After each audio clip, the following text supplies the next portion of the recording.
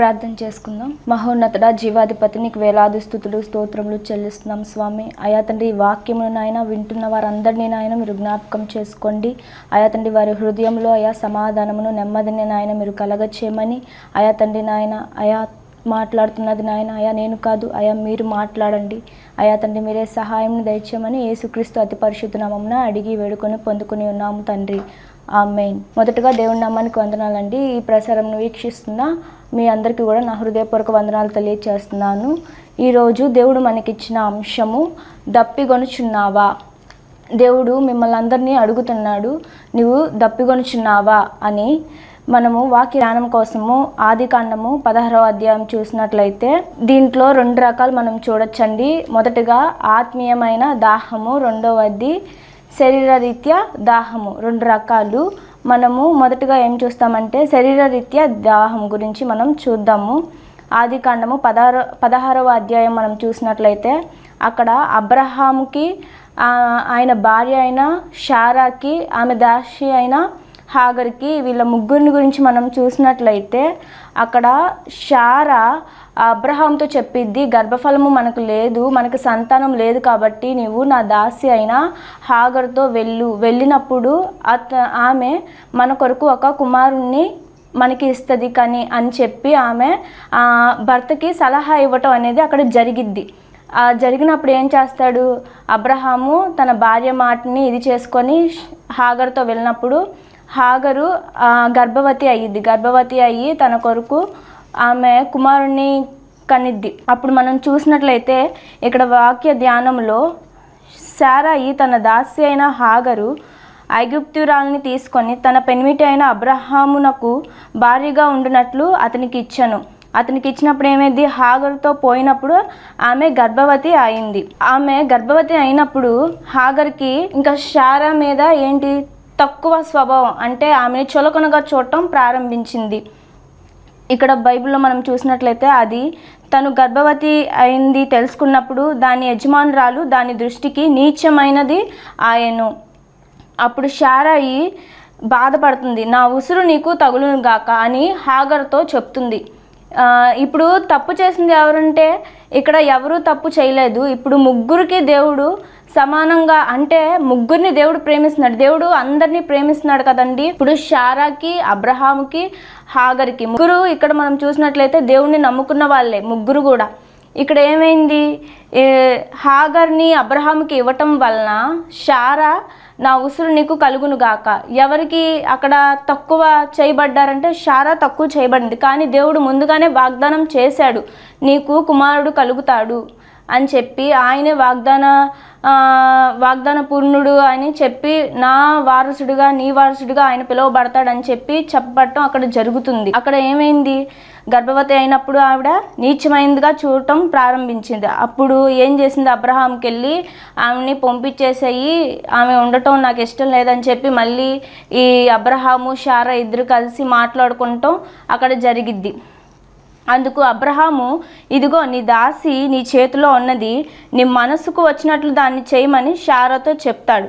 అప్పుడు చెప్పినప్పుడు ఏమైందంటే శారా దాన్ని శ్రమ పెట్టినందున ఆమె ఆ శారా యొద్ద నుండి పారిపోగా యెహోవా దూత అరణ్యములో నీటి యొద్దనే అనగా షూరు మార్గంలో బుగ్గ యొద్ద ఆమెను కనుగొని, శారాయి దాసివైన హాగరు, ఎక్కడి నుండి వచ్చితివి, ఎక్కడికి వెళ్చున్నావని అడిగినందుకు అది నా యజమానురాలైన శారాయి యొద్ద నుండి పారిపోచున్నాను అనెను.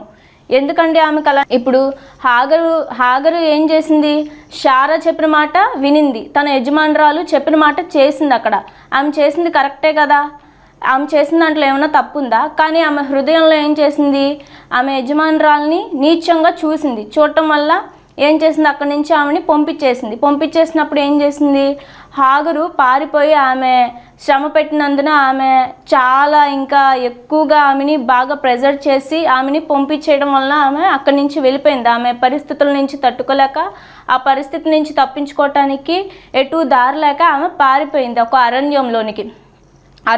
అరణ్యంలోనికి పారిపోయినప్పుడు అక్కడ ఏం జరిగింది, యెహోవా దూత వచ్చి, నువ్వు ఎక్కడికి పారిపోతున్నావు, నువ్వు ఎక్కడి నుంచి వచ్చిదివి, ఎందుకు ఇలా చేస్తున్నావు అని చెప్పి అక్కడ ఆ సంభాషణ మనం చూస్తాము.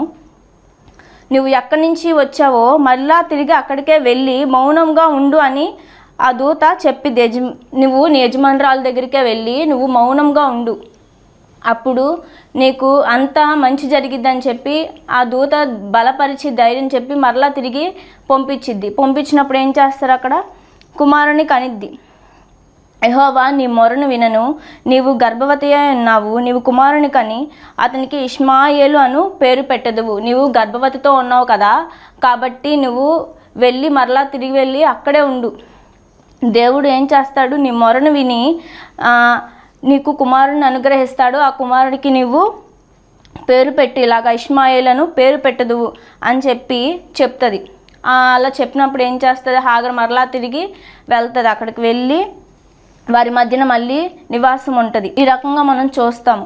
మరలా మనము ఆదికాండము 21:14 మనం చూసినట్లయితే, కాబట్టి తెల్లవారినప్పుడు అబ్రహాము లేచి అబ్రహామునకు నీళ్లు తిత్తిని తీసుకొని ఆ పిల్లవానితో కూడా హాగరునకు అప్పగించి ఆమె భుజము మీద వాటిని పెట్టి ఆమెను పంపివేసెను. ఆమె వెళ్ళి బేర్షెబా అరణ్యంలో ఇటు అటు తిరుగుచూ ఉండెను. మనం చూస్తాము ఆమె కుమారుని కనిన తర్వాత ఏం జరిగిందంటే, అక్కడ శారా దేవుడు వాగ్దానం చేశాడు కదా, నువ్వు ఇస్సాకు అని నీకు కుమారుడు కలుగుతాడు అని చెప్పి దేవుడు ఏం చేస్తాడు, తనకు వాగ్దానం చేశాడు కదా. అప్పుడు ఏం చేస్తుంది శారా, నాకు దేవుడు నవ్వును కలగచేశాడని చెప్పి ఆ కుమారుడికి ఇస్సాక్ అని పేరు పెట్టింది. ఈ లోపల ఇష్మాయేల్ పుడతాడు. అతడు హాగర్కి ఈ అబ్రహాంకి ఒక కుమారుడు కలుగుతాడు కదా. ఇప్పుడు ఏం చేస్తుంది, కేవలం నా కుమారుడు మాత్రమే ఇక్కడ వారసుడిగా ఉండాలని చెప్పి శారా ఏం చేసిద్ది, హాగర్ని అతని కుమారుని పంపించేసేమని చెప్పి ఆ అబ్రహాంతో చెప్పిద్ది. అబ్రహాంతో చెప్పినప్పుడు తనంతగానో బాధపడుతూ అక్కడ హాగర్ని తన కుమారుడిని పంపించడానికి బయలుదేరతాడు. ఇంకా పంపించేస్తాడు. ఇంకా అక్కడి నుంచి అక్కడ ఏం జరిగిందంటే మనం చదువుదాము. కాబట్టి తెల్లవారినప్పుడు అబ్రహాము లేచి ఆహారమును నీళ్లు తిత్తిని తీసుకొని ఆ పిల్లవానితో కూడా హాగరునకు అప్పగించి ఆమె భుజము మీద వాటిని పెట్టి ఆమెను పంపించేస్తాడు. ఇంకా అక్కడి నుంచి ఆమె వెళ్ళి బేర్షెబాలో ఆ బేర్షెబా అనబడుతున్న అరణ్యంలో అటు ఇటు తిరుగుచూ ఉన్నప్పుడు ఆ తిత్తులో నీళ్ళు అన్నీ అయిపోతాయి. ఎడారంటే ఎలా ఉంటుందండి, చాలా అసలు ఎంతగానో మనకి ఇంకా ఇక్కడ ఎండల్ని మనం తట్టుకోలేకపోతున్నాం.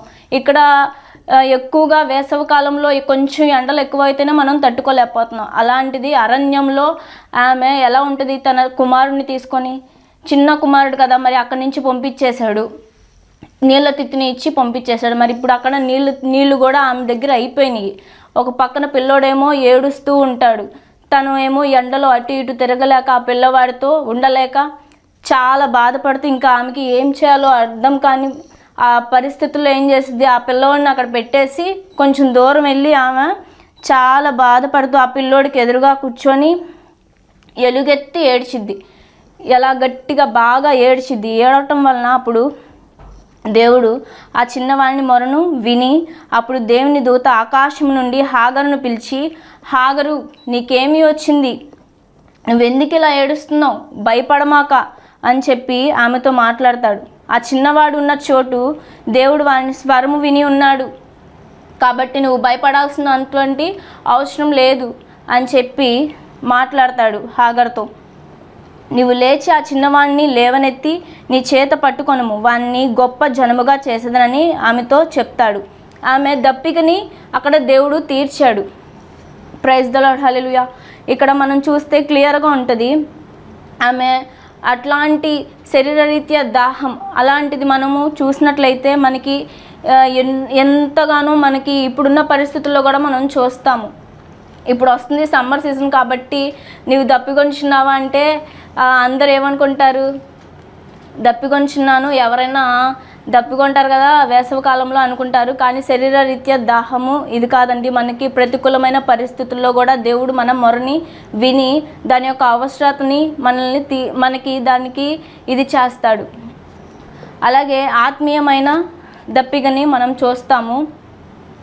యోహాను సువార్త 4వ అధ్యాయం 6వ వచనం కూడా మనం ఒకసారి చూస్తే అక్కడ సమరయ స్త్రీ ఉంటుంది. అక్కడ ఏం జరుగుతుందంటే యేసుక్రీస్తు వారు ప్రయాణమై వచ్చుచుండగా అక్కడ ఆయన చాలా దూరం ప్రయాణం చేసి అలసిపోయి అక్కడ ఒక బావి దగ్గర కూర్చుంటాడు. బావి దగ్గర కూర్చున్నప్పుడు ఆ యేసుక్రీస్తుతో పాటు ఉన్న వారందరూ కూడా బయటికి వెళ్తారు. ఇక్కడ మనకి ఇంకా ఏమన్నా నివాసం అలాంటిది ఏమన్నా దొరికిద్దామో చూద్దాం అని చెప్పి యేసుక్రీస్తు వారందరినీ పంపిస్తారు. యేసయ్య మాత్రం అక్కడ బావి దగ్గర కూర్చొని ఆయన అలసటని తీర్చుకుంటాడు. ఆ సమయంలో ఒక సమరయ స్త్రీ అనే ఆవిడ ఆ బావి దగ్గరికి నీళ్లు చేదుకోవటానికి వస్తుంది. నీళ్లు చేదుకోవటానికి వచ్చినప్పుడు యేసయ్య అడుగుతారు ఆమెని, నా దాహంను తీర్చుకోవటానికి కొంచెం నీళ్లు చేదుకోవటానికి ఆ నీళ్ళ తిత్తిని ఇవ్వమని ఆ సమరయ స్త్రీని దేవుడు యేసు అడిగినప్పుడు అప్పుడు ఆ సమరయ స్త్రీ ఏం చెప్పిద్దంటే, యూదుడు అయినా నీవు నన్ను ఎలా అడుగుతున్నావు అని చెప్పి యేసయ్యని అలా అడిగిద్ది. అడిగినప్పుడు యేసయ్య అంటాడు, నేను ఇచ్చి నీళ్ళు తాగువాడు ఇంకెన్నడూ కూడా దప్పికొనడు అనేసి చెప్తాడు. అక్కడ ఆ వాక్యంలో మనం చూసినట్లయితే ఇలాంటి పరిస్థితుల్లో కూడా దేవుడు మనకి అక్కడ చాలా ఆమెతో మాట్లాడతాడు. ఆ సమరయ స్త్రీ ద్వారా ఆమెతో అర్థవంతంగా దేవుడు ఎవరు అనేది ఆమె తెలుసుకునిద్ది. అక్కడ ఆ స్త్రీ ద్వారా ఇంకను అక్కడ చాలా దేవుడు అంటే ఎవరు ఏంటి అనేది కూడా వాళ్ళు తెలుసుకుంటారు ఆ ప్రాంత ప్రజలు. అలాగే మనం చూసినట్లయితే ఆత్మీయమైన దప్పిక 19 యోహాను సువార్త 19వ అధ్యాయం 28వ వచనంలో చూసినట్లయితే దేవుడు సిలువలో పలికిన 7 మాటల్లో ఒక మాట ఇది, నేను దప్పికొనుచున్నాను. ఐ థర్స్ట్ అంటే ఏంటి? ఆయన శరీరం మన కొరకు చాలా ఎంతగానో నిందించబడి, వేధించబడి, హింసింపబడి, ఆయన కొరడాలతో కొట్టించి, ఎంతగానో ఆయన దూషించి, అవమానపరిచి, ఆయన్ని సిలువ వేసి సిలువ మరణమునకు అప్పగించినప్పుడు ఆయన బాడీలో ఇంకా 1% కూడా బ్లడ్ అనేది లేదు. ఇంకా పూర్తిగా ఆయన డిహైడ్రేషన్ అయిపోయి ఆయన దప్పికొనుచున్నానని చెప్పి అక్కడ వారిని అడిగినప్పుడు వాళ్ళు అక్కడ ఉన్న వాళ్ళు ఏం చేస్తారు? చేదు చిరుకను ఆయనకి ఇస్తాడు. యేసయ్యకి తెలీదా అండి నేను ఎందుకు వీళ్ళకి చెప్పాలి, వీళ్ళు ఇచ్చినా కూడా వీళ్ళు నాకేమి మంచినీళ్ళు ఏమి ఇవ్వరు దాహానికి, నా దప్పికను వీళ్ళేం తీర్చరు అని చెప్పి యేసయ్యకి తెలుసు కదా ముందుగానే. కానీ అక్కడ ఎందుకని అక్కడ అడిగాడు ఆ మాటని? ఎందుకంటే అక్కడ నేను మీ కొరకు నా ప్రజలు, నా కుమారుల కొరకు ఇలా దేవుడు శిలువ మరణమునకు అప్పగించాడని చెప్పి అక్కడ ఆ జనులకి అర్థం కావటం కోసమే, అలాంటి పరిస్థితులు వాళ్ళు తెలుసుకోవటం కోసమే ఆయన అక్కడ ఆ శిలువ మరణంలో నేను దప్పికొనుచున్నాను, ఐ థర్స్ట్ అని చెప్పి అక్కడ అడగటం జరుగుతుంది. ఇంకా మనం చూసినట్లయితే దేవుడు ఆ శిలువ మరణంలో చాలా మనకి అనుభవపూర్వకంగా అక్కడ చాలామందితో అక్కడ మాట్లాడతాడు. ఆయన చేదు చిరకను అందించినప్పుడు ఎంతగానో బాధపడుతూ ఎందుకు ఇలాంటి పరిస్థితి అని చెప్పి ఆయన బాధపడి ఉండొచ్చేమో, కానీ ఆ బాధని ఆయన దేవుడి దగ్గర ఆ కొండ మీద అడుగుతాడు. దేవుడు నీ చిత్తం అయితే అయా తండ్రి దీన్ని నా దగ్గర నుంచి తొలగించు అని చెప్పి అడుగుతాడు. కానీ ఆయన చిత్తం ఏంటి? మన కొరకు తన కుమారుని పంపించాడు. మన కొరకు తన కుమారుని పంపించి మనల్ని మార్చడం కోసమే ఆయన ఆ పరిస్థితులకి శిలువ మరణమునకు తన కుమారుణ్ణి అప్పగించాడు. ఇలాంటి దప్పిక ఆత్మీయమైన దప్పిక. ఆత్మల కొరకు ఆయన దప్పికొన్నాడు. మన కొరకు, మన ఆత్మల నిమిత్తము, మనము నశించిపోకుండా ఉండటం నిమిత్తం కోసమే ఆయన శిలువ మరణంలో దప్పికొన్నాడు. ఎందుకంటే మనం రక్షించబడటం కోసం, మనము మార్చబడటం కోసం, మారు మనసు పొందడం కోసం, మన పాపాల నుండి, మన అతిక్రమముల నుంచి, మన దోషముల నుంచి ఆయన మనల్ని తప్పించడం కోసమే ఆయన శిలువ మరణంలో ఆయన తన ప్రాణములను ఎంతగానో వేధించబడిన వాటన్నిటినీ సహించి ఆయన ఎంతగానో మౌని అయి అక్కడ సిలువలో వేలాడి ఆయన దప్పికొన్నాడు. Praise lord.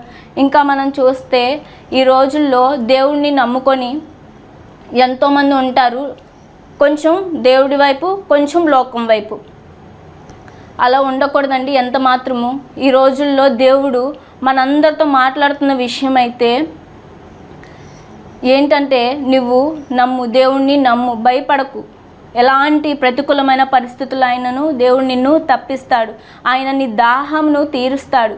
ఆయన నీకున్న ప్రతికూలమైన పరిస్థితి ఏదైనా సరే, నీ తల్లిదండ్రులు నీ దగ్గర ఉన్నా లేకపోయినా, నీకు నా అనుకున్న వారు నీ దగ్గర ఉన్నా లేకపోయినా, ఎలాంటి వ్యతిరేకమైన పరిస్థితుల్లో అయినా నువ్వు ఆయన్ని నమ్ముకున్నప్పుడు, ఆయన హృదయపూర్వకముగా నీ మనసులో నువ్వు అంగీకరించినప్పుడు దేవుడు నీ దాహాన్ని తీరుస్తాడు. నీకు కావాల్సిన ప్రతి ఒక్క అవసరతని ఆయన తీరుస్తాడు.